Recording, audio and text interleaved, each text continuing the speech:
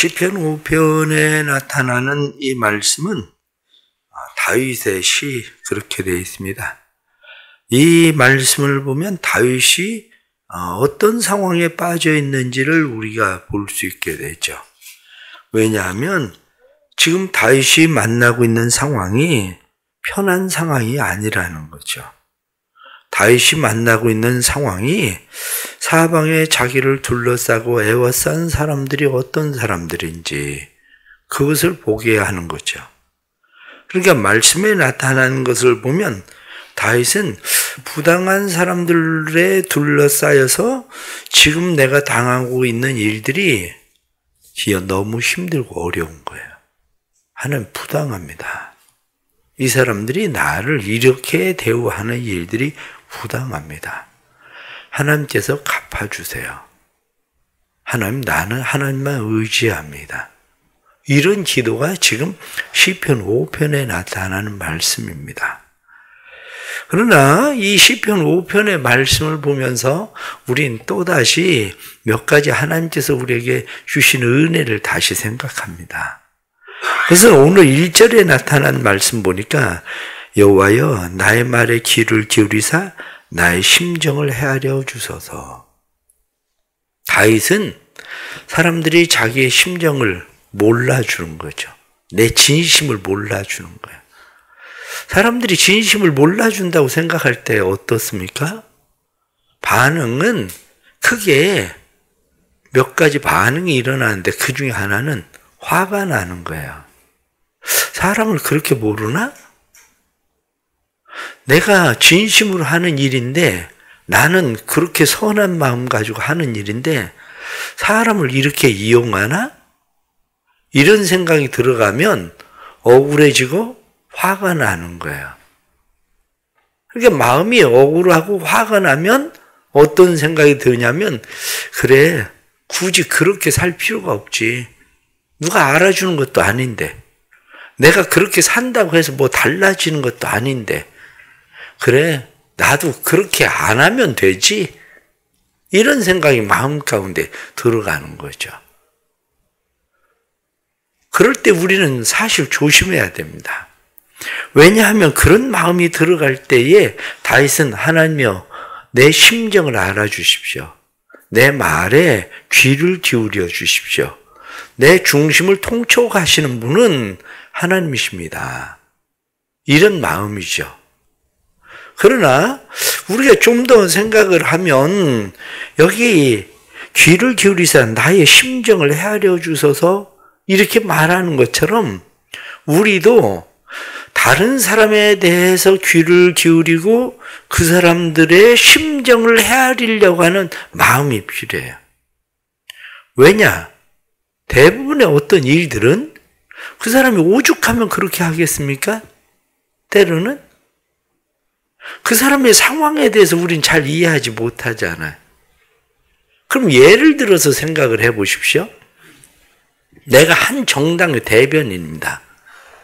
정당의 대변인은 자기 말을 하는 사람입니까? 아니면 당을 위해서 얘기하는 사람입니까? 정당의 대변인을 내가 때려치지 않는 한 그 사람은 그냥 나팔수예요.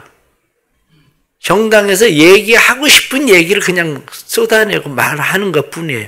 그런데 그 사람이 정말 그런 사람인가 아닌가는 그것을 그만뒀을 때 보면 알아요. 그것을 그만뒀을 때에 그가 바른 소리를 하려고 하는 사람인지 아니면 그 사람이 여전히 원래 저 사람은 그런 사람이구나. 이게 보이는지 둘 중에 하나예요.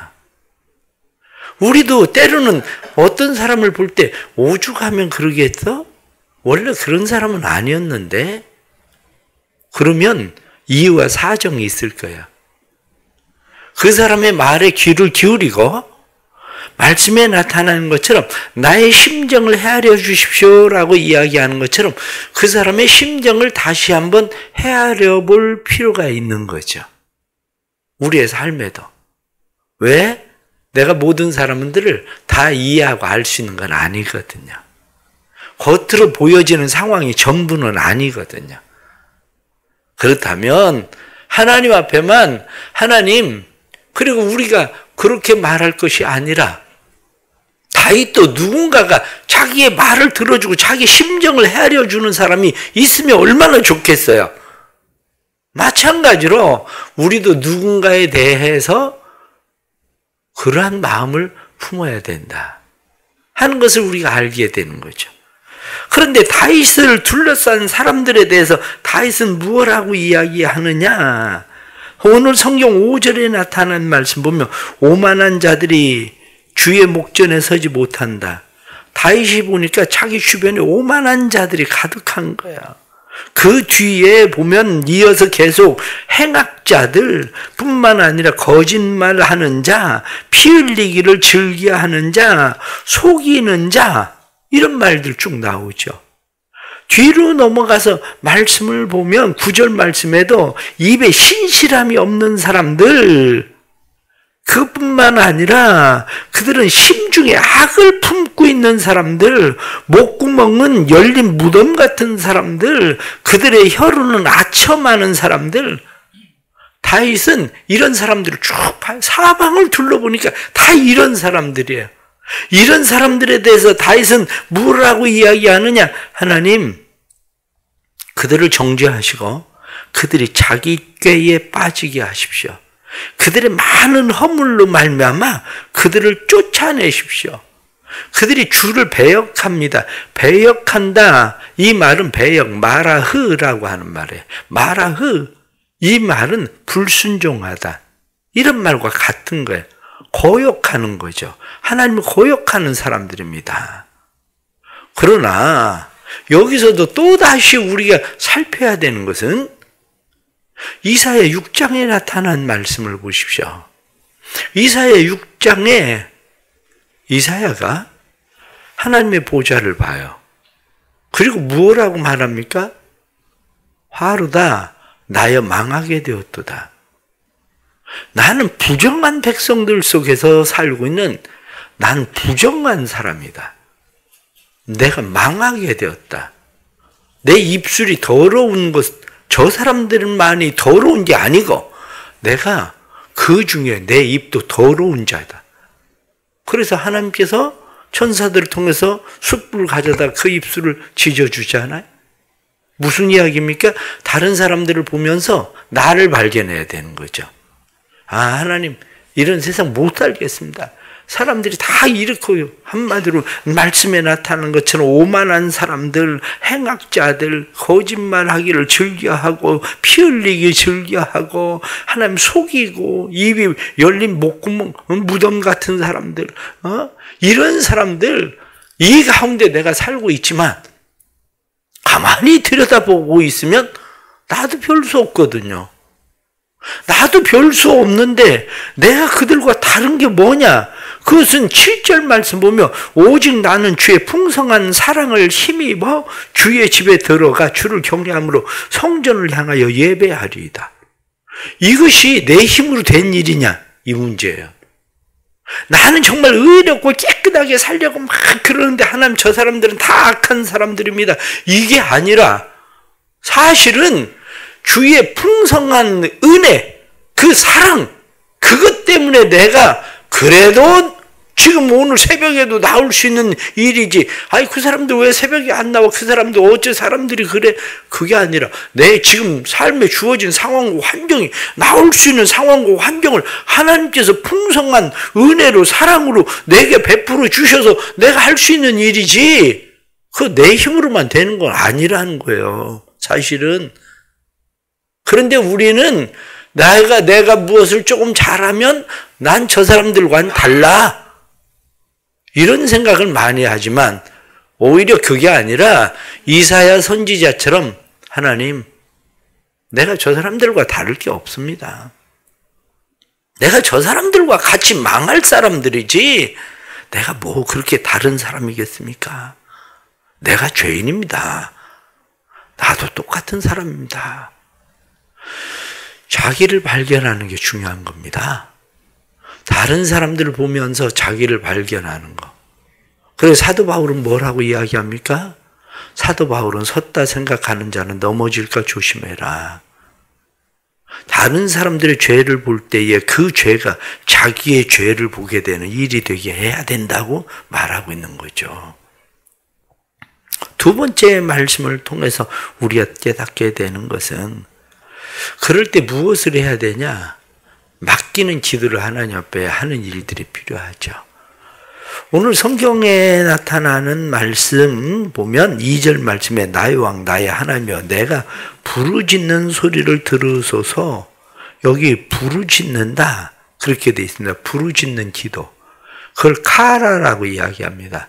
부르짖는 기도는 멀리 있는 사람에게 자기 자신을 주목해서 볼 수 있도록 하기 위해서 알리기 위해서 큰 소리로 소리를 외치는 거. 그걸 부르짖는다. 카라. 그렇게 이야기합니다. 부르짖는 기도를 또 다른 말로 이야기하면 솟구치는 기도. 이렇게 이야기하는 사람도 있습니다. 내 안에서 솟구쳐 나와서 소리를 크게 낼 수밖에 없는 기도. 그런데 지금 다윗은 이 부르짖는 기도, 그 기도를 하는 이유가 어디 있습니까? 다윗이 부르짖는 기도를 하는 이유는 내가 보복하지 않겠다는 거야. 내가 그들에게 어떻게 할 수 없을 수도 있지만 지금 상황이 한편으로는 내가 보복하지 않겠다. 하나님께 맡기겠다. 그래서 지금 다윗은 그들에 대해서 하나님 앞에 맡깁니다. 하나님이여 그들을 정죄하사 자기 꾀에 빠지게 하시고 그 많은 허물로 말미암아 그들을 쫓아내소서. 그들이 주를 배역함이니이다. 10절 말씀 보면 하나님 앞에 맡기는 기도를 합니다. 그러나 좀 더 적극적으로 생각하면 우리가 로마서 12장의 말씀을 보십시오. 로마서 12장 19절에 나타나는 말씀을 보면 원수 갚는 것을 너희가 스스로 행하지 마라. 원수 갚는 것은 주께 맡겨라. 이렇게 말씀하는 것처럼 주께 원수 갚는 일을 맡겨요. 주의 진노하심에 맡겨라. 그런데 성경은 오히려 우리에게 거기서 멈추지 않는다는 거죠. 원수 갚는 것을 주께 맡기고 너희가 원수를 대할 때에 그들을 축복해라. 그것은 너희의 머리에 숯불을 쌓아놓는 것과 같다. 우리는 신앙은 한 걸음 더 나가는 겁니다. 다윗이 고백하던 것처럼 하나님 그들을 정죄하시고 그들의 꾀에 빠지게 하시고 그들의 많은 허물을 하나님 그냥 보지 마시고 하나님께서 그들에게 갚으십시오. 이렇게 이야기하는 게 아니고 우리는 한 걸음 더 나아가서 이 사람들을 축복할 수 있는 기도를 할 수 있는 사람, 그것이 우리에게 필요한 것이죠. 오늘날 사람들을 보면 어떻습니까? 인터넷에 보면 막 댓글들을 쫙 계속 달아요. 차라리 기도하세요. 그리스도인들이 뭐 할 일이 그렇게 없어서 거기서 댓글을 달고 있습니까? 그냥 기도하세요. 차라리 그런 분노하는 마음이 일어나거든, 거기에 막 어떻게 하고 싶은 마음이 일어나거든, 차라리 거기다 기도를 쓰든지, 기도하든 욕먹을 각오를 하고 거기다 기도를 쓰든지, 하나님 앞에 맡기는 기도를, 아니면 기도를 하든지. 신앙은 뭐냐? 신앙은 하나님 앞에 맡길 수 있는 일. 그런데 이 맡기는 일은 아무나 할 수 있는 일은 아닙니다. 맡기는 일은 아무나 할 수 있는 게 아니라 하나님을 신뢰할 수 있는 자들만이 하는 거예요. 결국에는. 하나님 앞에 왜 맡깁니까? 오늘 성경 본문에 나타난 말씀 11절 말씀 보니까 주께 피하는 모든 사람은 다 기뻐하며 주의 보호로 말미암아 영원히 기뻐 외치고 주의 이름을 사랑하는 자들은 주를 즐거워하리이다. 여호와는 의인을 붙들어 주시고 의인에게 복을 주시고 그들을 호위하시는 분입니다. 우리는 하나님을 어떤 하나님으로 믿고 있습니까? 정말 하나님을 우리가 신뢰하기를 하는 겁니까? 하나님의 지혜나 하나님의 공의나 하나님의 사랑을 우리는 신뢰하고 있는 건가? 하나님의 지혜와 하나님의 공의와 하나님의 사랑을 신뢰한다면 우리가 살아가야 되는 것은 뭐냐? 믿음으로 살아라, 그거예요. 때로는 우리 스스로 마음 가운데 이렇게 살면 뭐해? 이렇게 살 필요가 없지. 아니 나만 억울한 거 아니야? 이렇게 생각할 일이 아니고 그러한 때에도 우리가 해야 되는 것은 믿음으로 사는 겁니다. 왜 믿음으로 살아야 됩니까? 그러할 때 우리가 믿음으로 살아가는 이유는 믿음은 악을 이기는 힘과 지혜이기 때문에 믿음으로 사는 겁니다. 하나님을 믿고 의지하고 신뢰하고 살아가는 일이 악을 이기는 힘이고 세상을 이기는 지혜입니다. 내 지혜로 세상을 이기는 게 아니라 그런데 우리가 믿음으로 산다고 이야기할 때에 기도는 믿음의 길 위에 서 있는 것이 기도예요. 내가 믿음으로 산다 이렇게 이야기하는데 하나님 앞에 기도하지 않는다? 그럼 믿음의 길 위에 서 있는 게 아닙니다. 우리는 지금 왜 기도합니까? 새벽에 우리는 왜 기도합니까? 오늘 하루에 일어나는 일들이 어떤 일들이 일어나는지 우리는 알지 못하지만 그러나 하나님을 믿고 의지하고 신뢰하기 때문에 하나님께서 우리에게 풍성한 사랑을 우리에게 베풀어 주시고 뿐만 아니라 하나님이 우리의 삶에 복을 주시고 하나님의 방패로 함과 같이 우리를 호위하시고 하나님이 우리에 대해서 행하실 거라고 믿기 때문에 우리가 오늘 새벽에도 나와서 기도하는 거 아닙니까?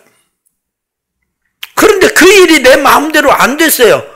내가 오늘 새벽에 나와서 하나님 앞에 부르짖고 기도하고 때로는 하나님 앞에 묵상하며 기도하고 하나님 앞에 기도했는데 내 마음 내 생각대로 안 돼요.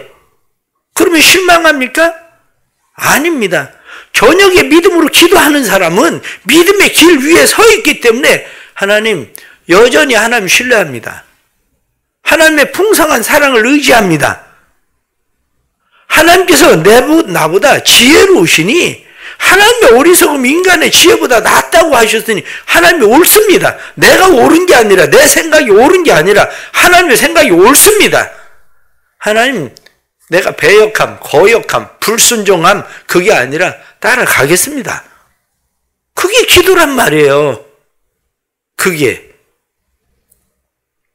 우리는 살아가면서 기도를 마치 내 소원을 하나님께서 그대로 이루시기를 바라고 하는 것이 기도인 것처럼 생각하는데 우리는 믿고 구하면 주께서 주신다고 말씀하신 말씀만 믿고 우리가 기도하면 하나님께서 반드시 이룰 거다. 주실 것이다. 이렇게 믿고 기도할지 모르지만 진짜 기도는 그게 아니라 진짜 기도는 하나님을 믿고 의지하고 신뢰함에 길 위에 서 있는 거 그게 기도란 말이에요. 그게 오늘 이 새벽에 하나님께서 우리의 마음을 통촉하시고 우리의 마음을 보시는 하나님이라는 것을 믿으시길 바랍니다. 내 사정과 상황과 형편을 다 아시는 하나님이라는 것을 믿으시길 바랍니다. 결론적으로 말씀을 드리면 우리가 하나님을 믿고 의지하고 신뢰한다면 계속 해야 되는 게 뭐냐? 오늘 7절 말씀에 주를 경외함으로 성전을 향하여 예배하리이다. 하나님을 경외하십시오. 그리고 예배하는 예배자가 되십시오. 삶의 상황과 형편이 어떠하든지 하나님을 경외합니다. 하나님이 예배 받으시기 합당하신 분입니다. 하나님을 예배합니다. 그게 우리가 첫 번째 해야 되는 일입니다. 두 번째는 11절 말씀에 그러나 주께 피하는 모든 사람은 다 기뻐하며 여기에 영원히 기뻐 외치고 그 다음에 주를 즐거워하리이다. 기쁘게 살아가십시오. 힘들고 어렵다고 해서 항상 모든 것 다 슬픈 건 아닙니다. 힘들고 어려운 상황에서도 하나님을 믿고 의지하고 신뢰하는 사람들에 대해서 성경은 분명히 말씀할 때 주께 피하는 사람에 대해서 말씀할 때 기뻐한다, 기뻐 외친다, 즐거워한다 이렇게 말씀하는 것처럼 하나님의 보호함을 믿고 하나님의 사랑을 믿고 하나님께서 우리에게 은혜 주시는 것을 믿고 그냥 기뻐하고 즐거워하고 하나님 앞에 살아가십시오. 그래서 성경 우리에게 말씀하기를 항상 기뻐하라. 쉬지 말고 기도해라. 범사에 감사해라. 그렇게 말씀하는 겁니다. 마지막 하나는 하나님을 믿고 의지하고 신뢰하고 살아가는 우리는 여전히 하나님에게서 초점을 떼지 말고 하나님을 바라보고 담대함으로 믿음으로 살아가십시오. 문제는 초점이 흔들리는 겁니다. 사람들이 다 그렇게 사는 것 같으면 나도 그러고 싶어요. 그냥 쉬운 예로 길을 건너갈 때에 횡단보도가 저쪽에 있어요. 사람들이 다 이리로 건너가요. 굳이 나만 저기로 가서 신호등을 기다리고 있다 건너야 될 이유가 있나? 사람들은 다 이리로 건너가거든요. 그런데 내가 초점이 지금 어디에 있습니까? 사람들이 다 이쪽으로 건너가는 거기에 초점이 맞춰지면 우린 그리 건너가요. 근데 내 초점이 저 횡단보도와 신호등에 있으면 그 사람은 횡단보도와 신호등을 향해서 갑니다. 가서 혼자 기다리고 거기 서 있다가 파란불이 들어오면 그때 건너갑니다. 다른 사람들이 참 옆에 같이 가다가 아니 이쪽으로 그냥 건너가. 안 건너올 거야? 이렇게 얘기해도 그 사람에게 내가 초점이 맞춰져 있으면 졸랑졸랑 따라서 건너가는 거고 내 초점과 의식이 횡단보도에 가 있으면 그 사람은 거기 가서 건너가는 겁니다. 어렵지 않아요, 사실은. 우리의 삶에 지금 초점이 어디에 있느냐, 이 문제입니다. 내가 정말 하나님 믿고 의지하고 신뢰하고 살아간다면, 하나님의 풍성한 사랑을 내가 믿는다면, 방패로 호위함같이 하나님의 은혜가 나를 호위한다는 것을 믿는다면, 하나님에게서 초점을 떨어뜨리지 마시고, 믿음의 담대함으로 그냥 살아가십시오. 결코 쉬운 일은 아닙니다. 모두가 다 이리로 그냥 지나가면서 건너갈 때에 나 혼자만 저쪽 횡단보도에 가서 건너간다는 일이 결코 쉬운 일은 아니지만 그러나 믿음으로 산다는 게 결국 뭔데요? 믿음으로 산다는 건 하나님에게 초점을 떼지 않고 사는 겁니다. 하나님에게 초점을 떼지 않기 때문에 믿음의 담대함을 가지고 하나님 앞에 살아가는 일이죠. 결국 믿음이 악을 이깁니다. 하나님의 주시는 지혜가 세상을 이깁니다. 결국 우리가 살아가는 것은 내 힘이나 의지나 노력이 아니라 주의 풍성한 사랑을 힘입어 하고 말씀하신 것처럼 하나님의 그 풍성한 사랑 뿐만 아니라 하나님께서 방패로 함과 같이 은혜로 호위하신다 하신 그 은혜 때문에 우린 살아가는 겁니다. 오늘 하루도 이 은혜가 우리의 삶에 있기를 축복합니다. 오늘도 새벽에 기도하는 우리의 기도가 믿음 위에 서 있는 길이 되기를 축복합니다. 오늘도 믿음의 담대함으로 기뻐하고 즐거워하며 하나님 앞에 살아가기를 축복합니다. 기도합시다. 하나님 아버지, 세상 바라보면서 때때로 우리의 마음이 흔들립니다. 나만 그렇게 살아야 될 이유가 어딨나? 사람들이 다 알아주지도 않는데 하고 생각할 때도 많습니다. 그러나 우리는 다른 사람들을 보면서 그 사람들의 말에 귀를 기울이려고 하지 않고 그들의 심정을 살피려고 하지도 않습니다. 그러면서도 다른 사람들이 내 말에 귀를 기울이고 내 심정을 살펴주기를 바라는 마음은 가득합니다. 주님, 우리를 도와주옵소서. 오늘 이 하루를 살아가는 일들은 하나님의 풍성한 사랑을 힘입어 저희들이 살아감입니다. 하나님의 은혜로 호위함이 우리를 살게 하시기에 살아감입니다. 오늘 하루도 예배자로 살게 하시고 기도하며 살게 해 주옵소서. 오늘 하루도 즐거워하며 믿음의 담대함을 가지고 살아갈 수 있도록 주님 도와주옵소서. 사랑하는 모든 성도들의 삶에 이러한 사랑과 은혜 풍성히 베풀어 주셔서 성도들의 삶 속에 때를 따라 도우시는 주의 은혜가 항상 이끄시는 은혜 되게 하여 주옵소서.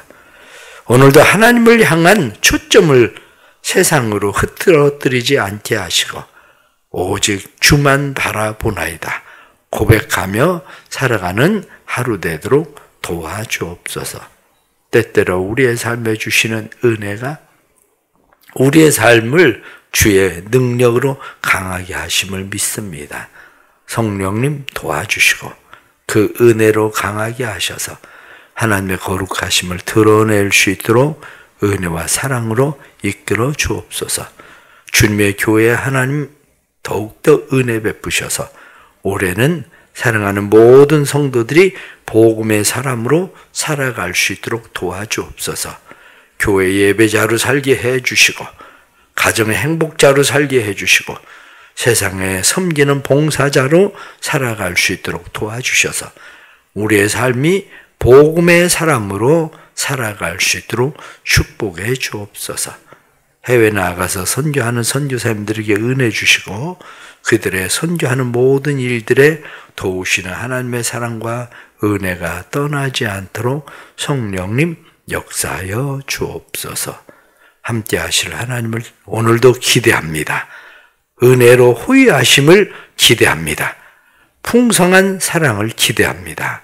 그리하지 아니하실지라도 하나님이 여전히 우리의 하나님이심을 고백합니다.